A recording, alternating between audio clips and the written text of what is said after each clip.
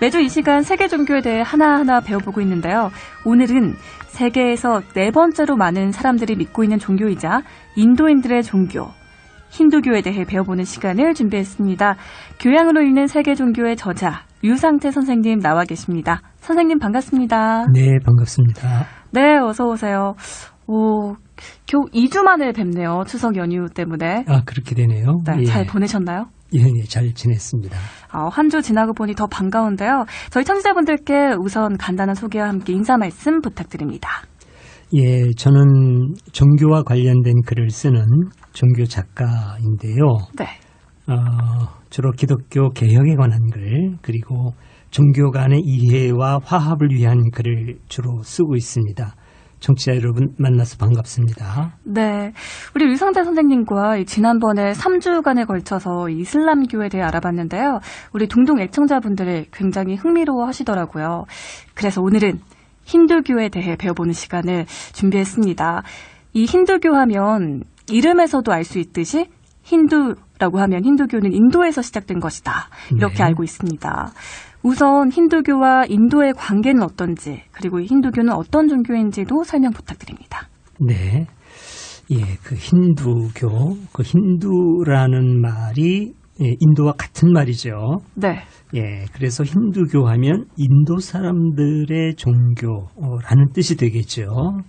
자, 그런데 그 세계 종교들은 거의 창시자가 있습니다. 네. 기독교 하면은 예수님, 불교 하면 부처님, 유교 하면 공자님, 도교 하면 뭐 노자, 뭐 이렇게 창시자들이 있는데 힌두교는 어떤가요? 그러게요. 딱 떠오르는 없네요. 창시자가 없는 거죠. 네. 그러니까 힌두교는 어느 시점에서 어느 누구 위대한 한 성각자에 의해서 시작된 종교가 아니라는 거죠. 그냥 인도 사람들의 종교예요. 인도 사람들이 살아왔던 역사적인 발자취를 처음부터 끝까지 전부 다 담아낸 네. 그 사람들의 삶과 종교 전체가 그냥 힌두교인 거예요. 그냥 그 자체예요. 네. 예, 그래서 힌두교는 다른 종교하고는 상당히 다르다고 볼 수 있는 거죠. 네. 그래서 힌두교인들은 자신의 당신들의 종교가 어떤 겁니까? 라고 물으면 그냥 우리 종교는 다름합니다. 이렇게 얘기를 많이 합니다. 다르마. 네. 예, 이 다름아라는 말은 삶과 사고의 방식, 살아가는 방식, 그리고 생각하는 방식 이런 뜻이거든요. 네. 그러니까 이분들에게는 종교하고 삶이 구분된 게 아니라 그냥 밀접하게 결합돼 있어요. 자기들이 살아가는 모든 것들이 그냥 힌두교인 것이죠. 네. 그래서 이 힌두교는 이렇다라고 한마디로 말하기가 굉장히 어렵습니다. 그렇겠죠. 예. 네. 보통은 뭐 힌두교 하면 뭐 범신론이다 이런 얘기를 많이 하는데 물론 범신론이 주를 이룹니다마는 힌두교에는 굉장히 많은 신들을 믿는 다신론자도 있고 네. 그리고 그 모든 신들을 다 아우르는 최고신을 믿는 유일신론자도 있고 예. 그리고 심지어는 뭐 신을 부정하는 무신론자이면서도 자신을 힌두교인이라고 말하는 사람도 있고 그렇게 뭐라 그럴까 인도에서 시작된 넓게 보면은 인간이 역사적으로 경험한 모든 종교 양태를 힌두교는 다 포함하고 있다 이렇게 볼 수 있습니다. 그렇군요. 정말 말 그대로 인도인들의 삶 자체라고 네, 보면 네. 되겠네요. 선생님 말씀을 듣고 보니 이 힌두교에는 참 다양한 종교성이 담겨져 있는 것 같습니다.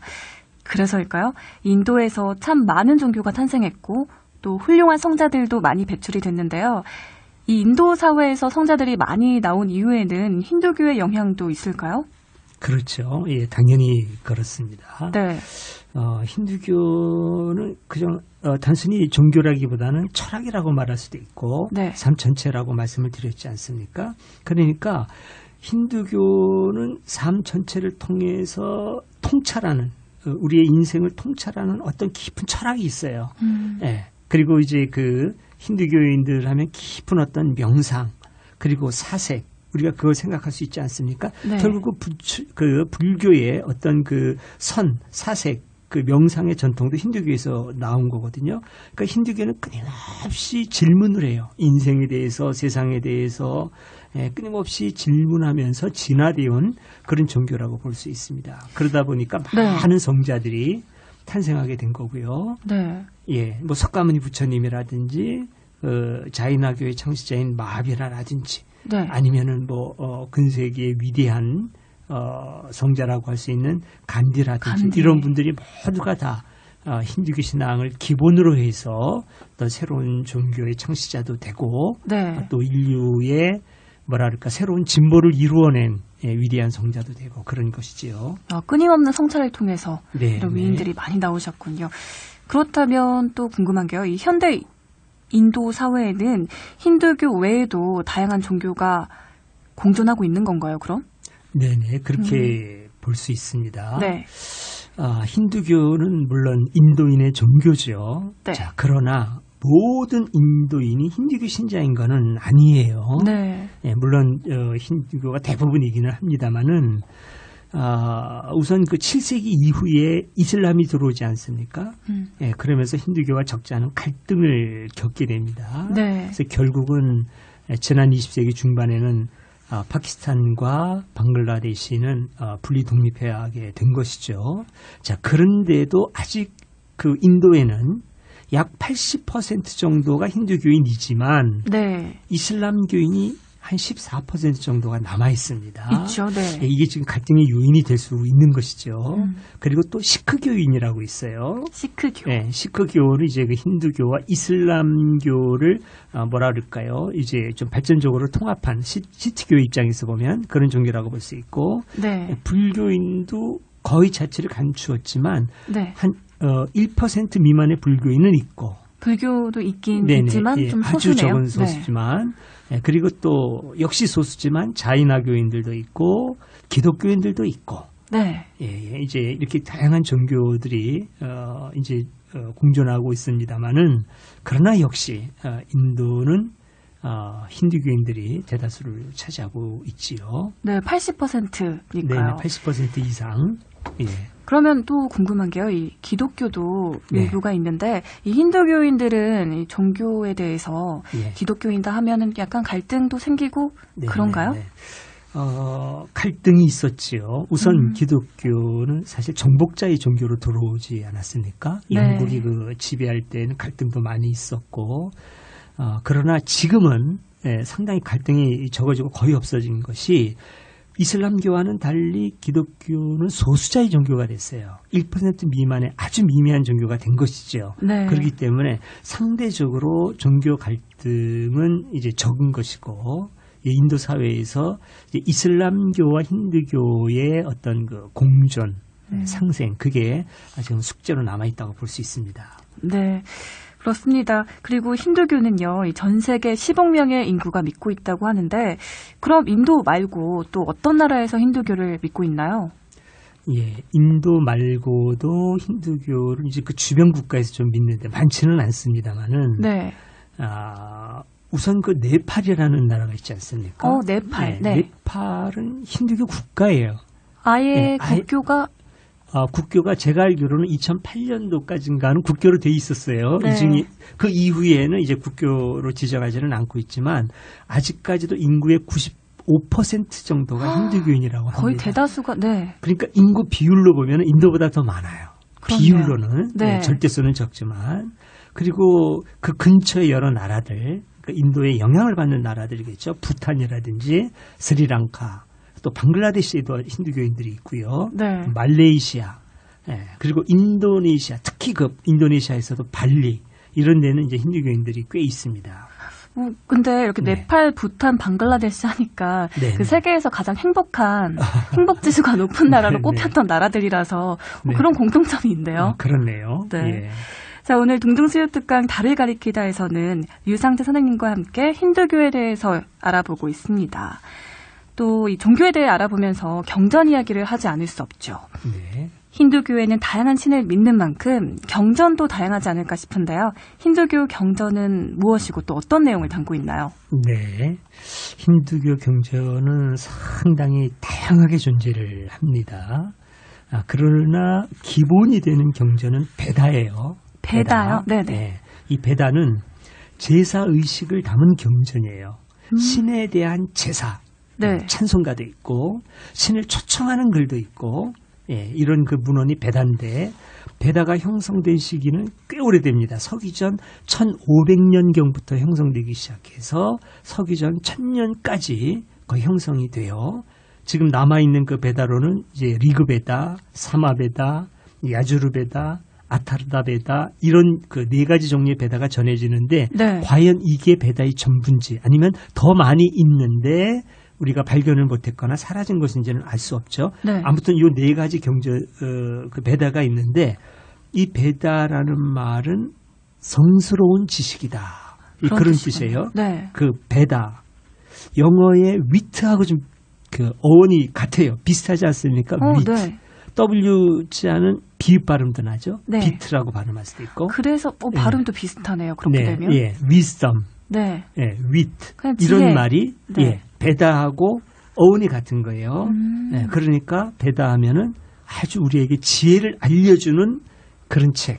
네. 예, 또 성스러운 지식을 알려주는 책 이렇게 볼 수 있겠지요. 그렇네요. 예, 그러나 베다 말고도 또 다른 경전들이 많이 있습니다. 어떤 경전들이 있나요? 예, 그 브라흐마나라고 있는데 이거는 베다의 지침서예요. 네, 그러니까 배달을 중심으로 그런 자잘한 지침서들이 나눠지는 그렇죠. 건가요? 예, 네. 그러니까 그 지침서도 있고 해설서도 있고 그런데 네. 예, 바가바드 기타라는 것도 있습니다. 네. 이거는 성스러운 신에 대한 찬가. 아, 그리고 우리가 너무나 잘 아는 많이 알려져 있는 우파니샤드가 있죠. 이 우파니샤드가 정말 위대한 책인데 우파니샤드는 베다에 대한 해설서입니다. 지침서도 네. 있고 해설서도 있고. 네, 그러네요. 베다에 대한 해설서이면서 동시에 네. 그 자체가 독립된 어떤 종합 지혜서라고 볼 수 있어요.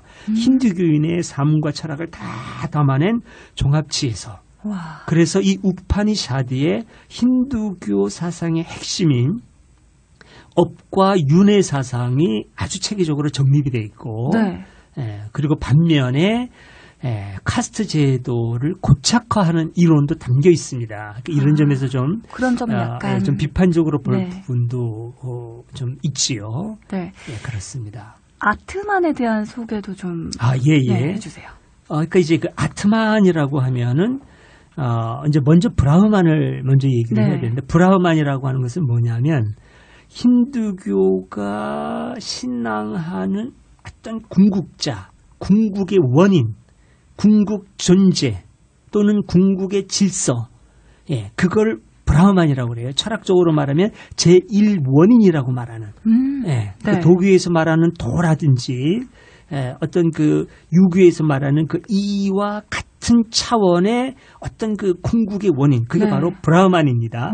그게 이제 우주 만물의 궁극자죠. 근데 네. 힌두교에서는 그 우주의 궁극이 각 생명체 안에도 있다 그래요. 그러니까 우리 안에도 그 브라흐만 궁극자가 그 씨앗의 형태로 있어요. 아, 결국에 나한테 있다. 나한테 있는 존재한다. 거죠. 예, 그게 바로 아트만이에요.